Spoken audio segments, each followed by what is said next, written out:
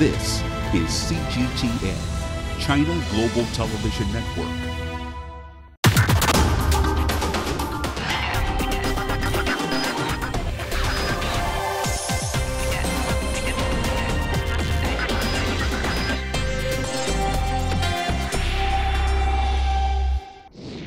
Six candidates have registered for the next KMT leadership election to be held on May 20th in Taiwan.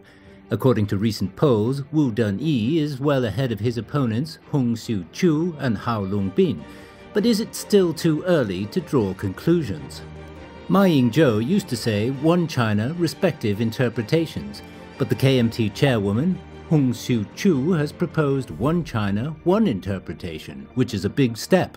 In what ways could this election change cross-strait relations? Today's KMT is in trouble and will need radical change to bring a new drive to local elections.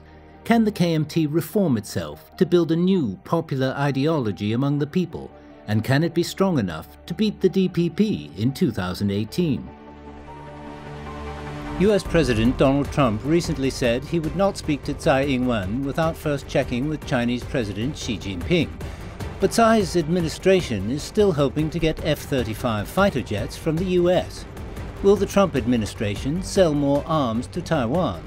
What role does Taiwan play in relations between China and the US under the Trump administration?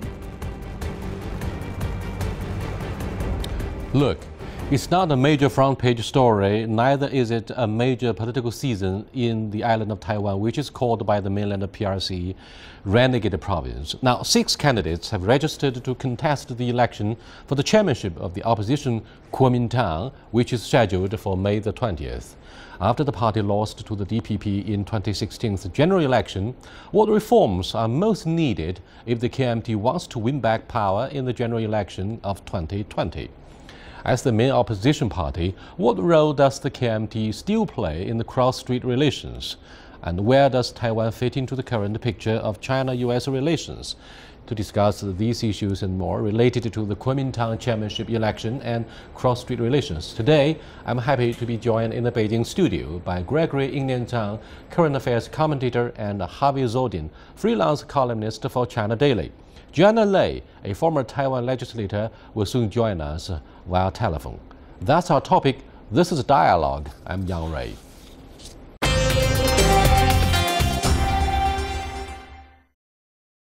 Welcome back. Now, Gregory, who is the most promising candidate on the list? There are 6 running now. Seems to be that 3 of them have come to the top. Wu Dunyi, Hung Siu-chu, and Hao Longbin. Of course, each one of them has a particular strength to draw from.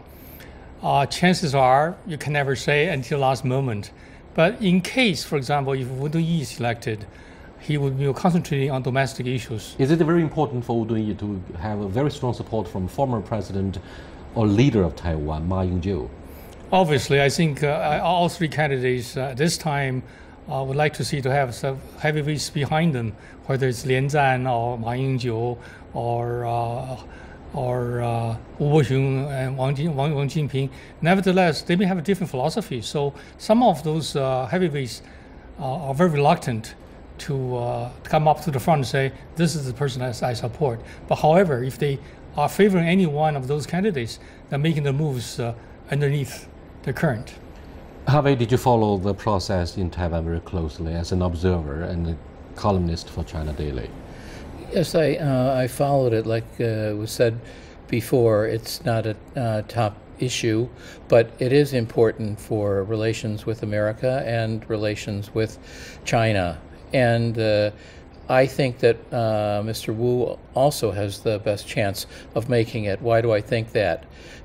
He turned in petitions equal to more than half of the number of KMT voters. And in a recent poll, he got 56% of the votes of people who thought he's likely to be elected, and the next person, the current KMT chairwoman, only got 16%. So if I were a betting man, that's where I'd put my money.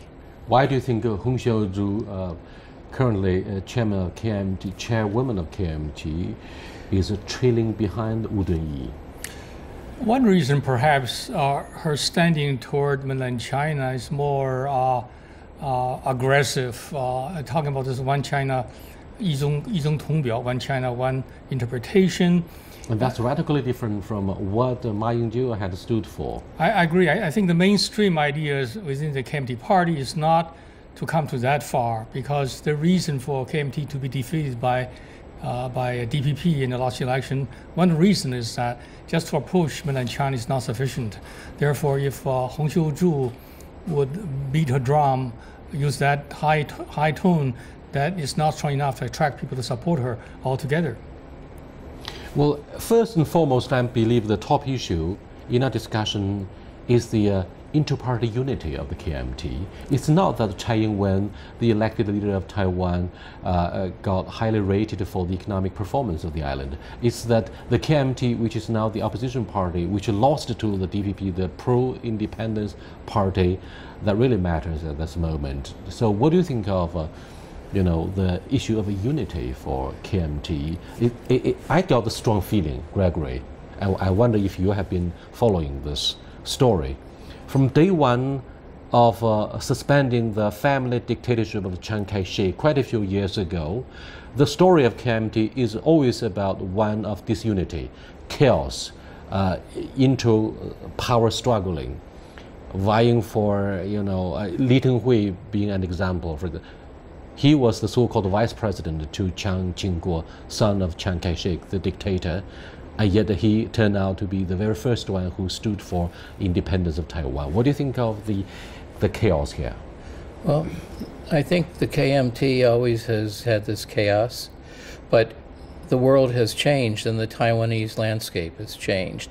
And so they don't have the luxury of being able to fight each other mentally, physically, politically, as they did before. Now, for the first time, you have the opposition party becoming the ruling party. The DPP has not only control of the so-called presidency, but also has control of the legislature, legislative yuan. This never happened before. And so this sets up a situation where almost anything can happen. At the same time, the KMT has so many different factions. It's like Humpty Dumpty. They can't put Humpty Dumpty back together again. And if they don't, they're going to have a big problem. And it's like they're shooting at a moving target, because one of the reasons they lost were the participation of young people, the so-called sunflower people, and they haven't addressed that issue to their peril. Thank you so much. Let me go to Joanna for her comments on what's going on in Taiwan at this moment about the chairmanship race. Hello, Joanna. Yes, Yang Rui. We were discussing who will be the most promising candidate on the list, on the campaign trail. What are your thoughts? Well, based on the media consensus and the most recent public opinion polls, Wu Zunyi seems to be leading the pack, followed closely by Hong Xiuzhu and Hao Longbin, sometimes in reverse order. And these three are the three-horse race that we're currently looking at. It's extremely important to see, besides Wu Zunyi, who the second person, the runner-up, will be, because there will be a two-round voting. Whoever gets the runner-up position will face a runoff with Wu Zunyi in the second round, and there will be huge alignment and misalignment or realignment among the different fractions of the party. Now, Joanna, what are the crucially most important issues that may finally result in the emergence of a new chairperson of the KMT? Well, certainly this campaign or this election itself is extremely important for three reasons. Within KMT, this is the first time ever there is an open contest among eligible candidates. In the past, you have one single candidate or sometimes one strong one, another just a runner-up. The second is KMT is facing life and death issues within Taiwan. DPP is using all its political might trying to destroy the party so that it will have a long-term administration power in Taiwan. So the two next elections, 2018 and 2020, will all be decided or be led by the chairman winning this particular election. So it's really, really important. And the third thing is there are major shifts in global geopolitical alignments, especially in our territory, in the West Pacific area, especially because the United States is playing an increasingly strong role, and it seems that some people in the United States are trying to play the Taiwan card again. For example, Susan Rice in a CNN interview yesterday repeatedly mentioned Taiwan issue. So Taiwan and its direction with mainland China will face very major geopolitical strengths or powers, and for all three reasons, this is an extremely important election. Thank you so much, Joanna. I'll get back to you in a few minutes. Now, Gregory and Harvey, here are two questions. One is, do you think most in Taiwan are willing to be used as a card? And secondly, as Joanna said in her analysis, in what is called a bipartisan reassessment of the U.S.-China relationship, the Taiwan issue is being used by both sides across the aisle in the D.C. as a card to somehow restrict the alleged assertiveness of China in the West Pacific. First of all, Gregory.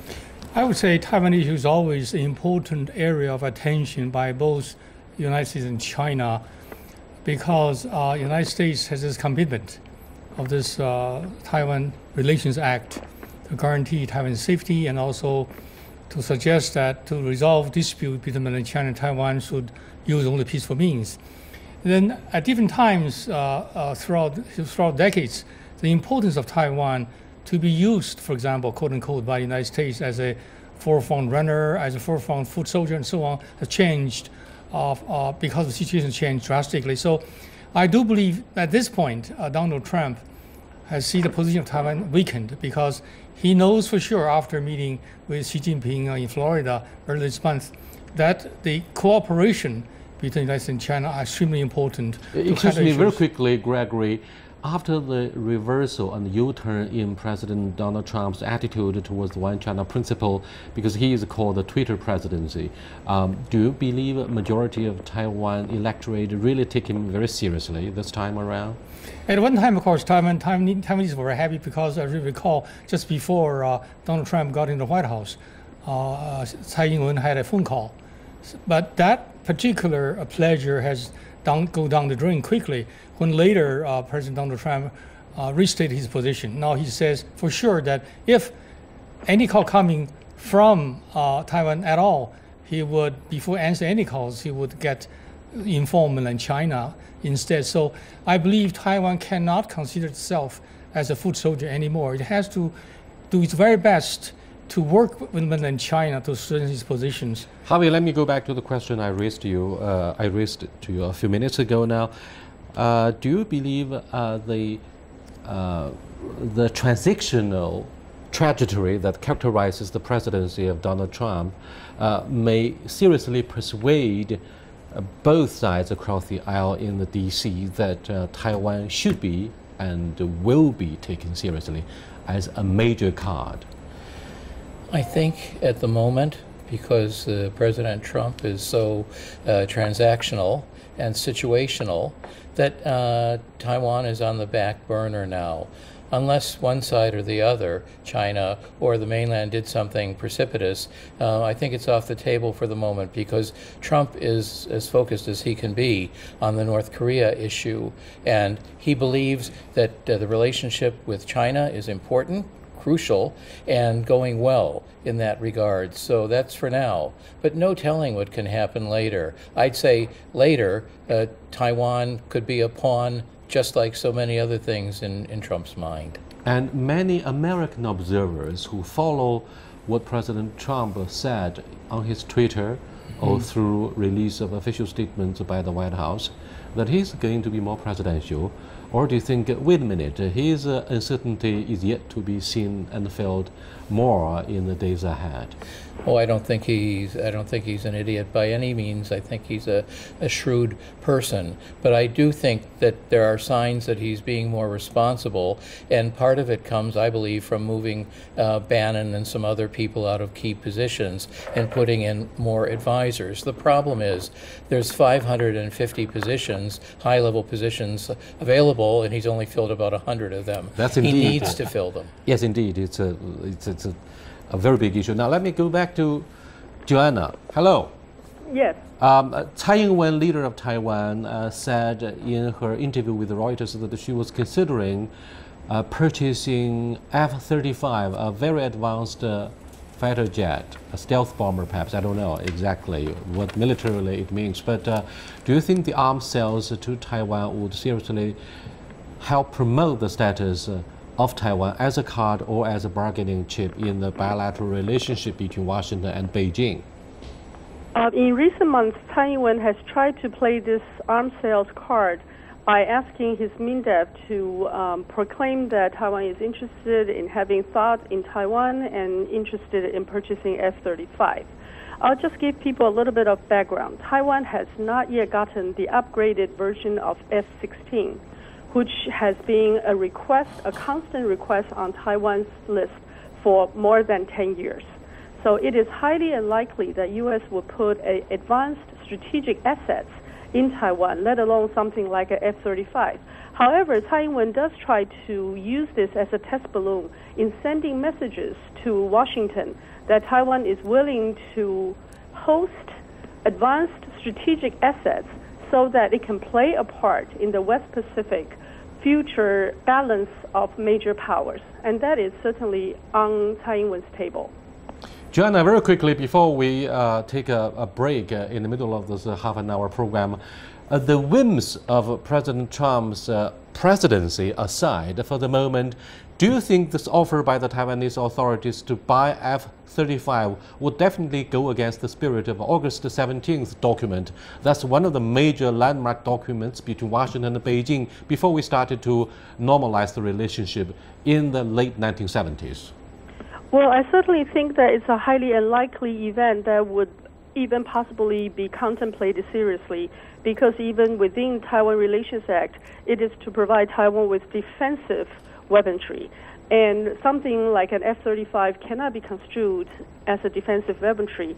In addition to that, there are 3 major communiques as well as Taiwan Relations Act to define our relationship among United States, Mainland China, and Taiwan. So something like this is hardly likely to happen.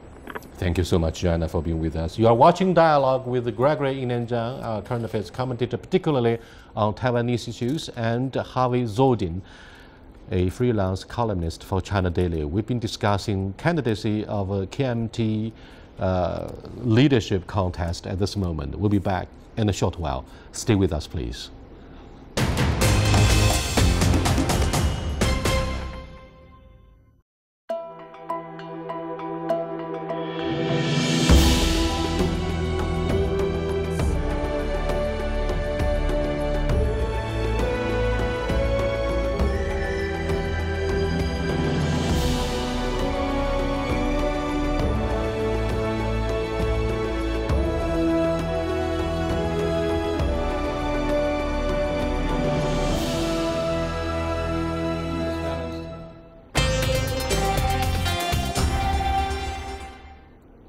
Welcome back, Gregory. Any more thoughts about the alleged arms sales that's to be taking place between Taipei and Washington? Even though Tsai Ing-wen is trying her very best to request possibly purchase F-35 from the United States, but I don't think that move is useful. For one thing, throughout the decades, all the weaponry that Taiwan has purchased from the United States, billions of US dollars, has never ever fired a shot in defensive purposes or attacking Mainland China for any reason at all. That's absolutely very good, because that testifies to the fact that the status quo across the Taiwan Strait has been peaceful, and no use of violence will take place. I agree this purchase seems to be paying a protection fee, but that fee is much too high. What I'm trying to say is that even if Taiwan is armed to its teeth with all these advanced weapons. If for any reason Mainland China decided to make a move militarily, those weapons are not good enough whatsoever to defend the island. On the second hand, if there's no war at all, those weapons are total waste. Taiwan is facing tremendous problems.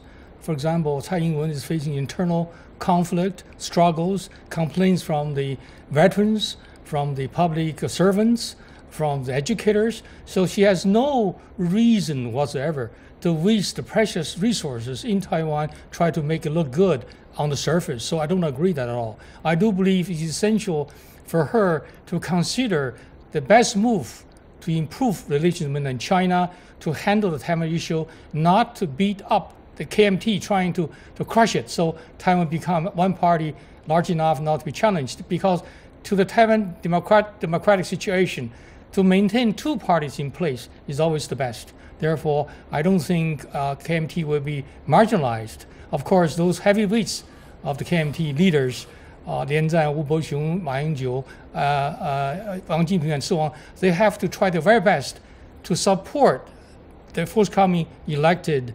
KMT chairperson to revitalize KMT. That's the task we say in Chinese, 任重道远. It's a heavy duty, but journey is very distant, very far away. Now, two follow-up questions for Harvey. Don't you think Tsai Ing-wen's offer to buy F-35 would definitely be viewed by the mainland as a provocative gesture? Secondly, the huge military expenditure by Taiwan would come to no avail if you look at the fragile balance across the Taiwan Strait has tipped enormously in favor of the mainland. Look at the robust military build-up of the mainland in recent years. Our second aircraft carrier has just been launched, and that testifies to the ambition of this generation of the CPC leadership to be perhaps the second most formidable military power in the world, although a distant second following the United States. But certainly the military is growing, and certainly the request for those fighters, I think, was just a strategic move without much hope for getting anything in return. But one thing we haven't spoken about that I think is also interesting is around the time that Trump was spouting off a lot of his most anti-China rhetoric, there was talk about cutting communications with the Chinese military, mil-mil communications and things. I haven't heard anything about that lately. And there was also talk about replacing that with contact with high-level officers from Taiwan, which seems to go against certain agreements. And we haven't heard anything about that either. I suspect for the moment the status quo ante, the situation before, will be maintained. What do you think of the imbalance, which is still getting momentum in the cross-strait relationship? I mean, in terms of the military build-up. Of course, it's quite in favor of the mainland. Everybody understands that Taiwan is no match at all. This is my conviction. And therefore, the purchase of F-35 would only be yet another futile attempt by the Taiwanese authorities to defend the island militarily.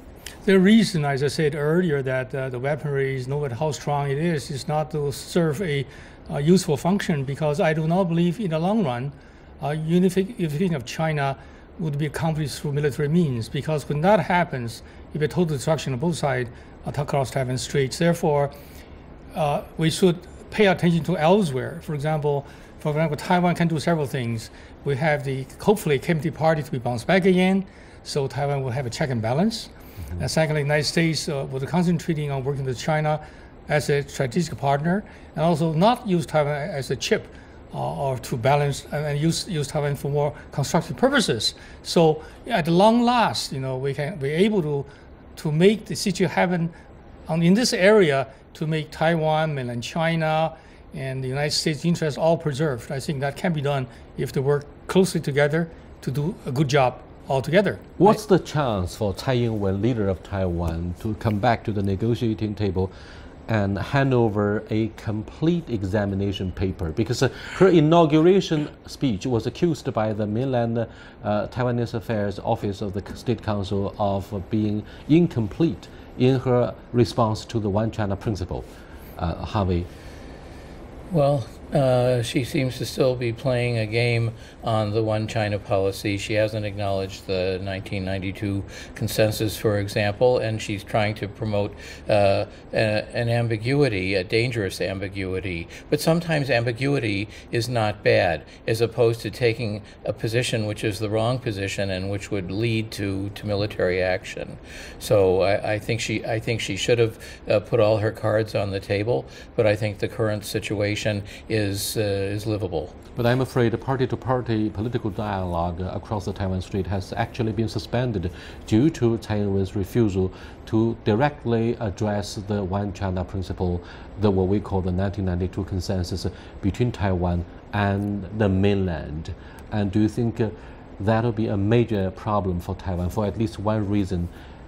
As a very first step, the mainland would continue to reduce the international breathing space of Taiwan by, for example, establishing diplomatic relationship with yet another small country, be it in Africa or in Central America. It is true, China has in its toolkit many gadgets to be presented politically, diplomatically, and economically. However, I think mainland China would be very cautious not to make a move hastily or immaturely.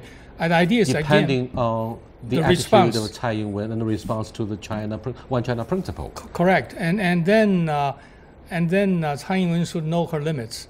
No one at this point is envious of the position she put herself in. He's playing this high wire political game, trying to please the deep green campers to support her, not to offend mainland China for any reason, and try to bring United States and Japan to his camp.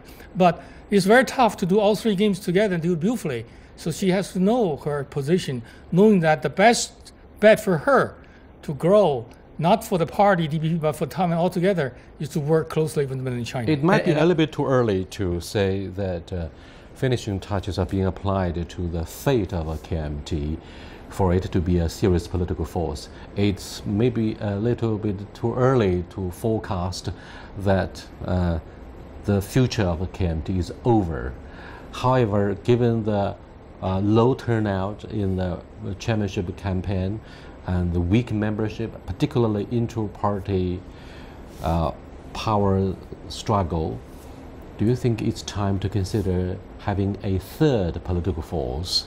For example, a super rich guy, Guo Taiming, might come across as yet another business tycoon, following the example of Donald Trump, who was a businessman, and KMT might be brushed aside in the next race for the general election. You're absolutely right.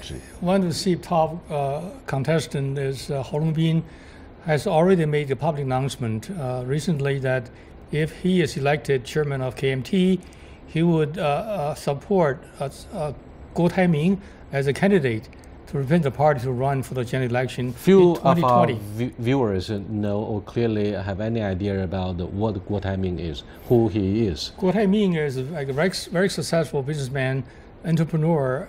He has extensive investment on mainland China. Does he have any party affiliation? Does he have any party affiliation? No. No. He's not a party member. He will run. He is encouraged to run as an independent candidate. It's possible. Anything is possible, including that possibility. Another interesting point, but not yet substantiated, is last week Terry Gao, the head of Foxconn, went to see President Trump. It's not on the public White House logs, apparently, but there is a record of him going in and going out and spending 2 hours there. Some people are speculating that if the KMT doesn't do very well up to 2020, that he may in fact run for party chairman, because he might be the only person who can self-finance, bankroll an election in the way that it should be done.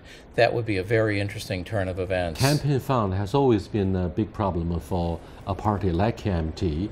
Its party assets are being ruthlessly confiscated by the ruling DPP.